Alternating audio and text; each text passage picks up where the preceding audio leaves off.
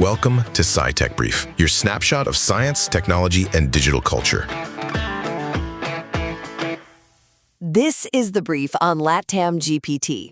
Okay, so Chile, along with a whole coalition of Latin American nations, has just launched something called Latam-GPT.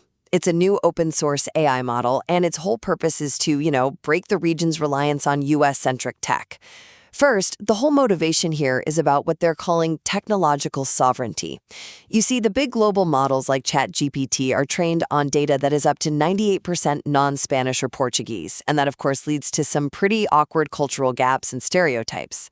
Chile's President Gabriel Boric put it perfectly. The region intends to be at the table, not on the menu.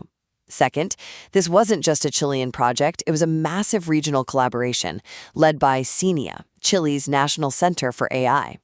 They brought together over 60 institutions across 15 countries and decided to fine-tune Meta's Llama architecture instead of building from scratch. This let them focus on feeding the model 8 terabytes of region-specific text, and they're even planning to add indigenous languages like Mapudungun. And finally, don't go looking for this on your app store. Latam-GPT isn't a consumer chatbot. Think of it as the engine under the hood that governments and startups will use to build their own tools.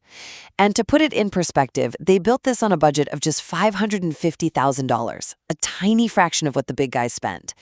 But for early testers, it already outperforms US models because it actually gets local slang and idioms. So while it can't match US budgets just yet, Latam-GPT is a critical first step for the region to control its own digital narrative. And that's the bottom line on this race for AI independence. That's today's SciTech Brief. Short, smart, and straight to the point. If you want to listen to previous episodes, you'll find them on Spotify.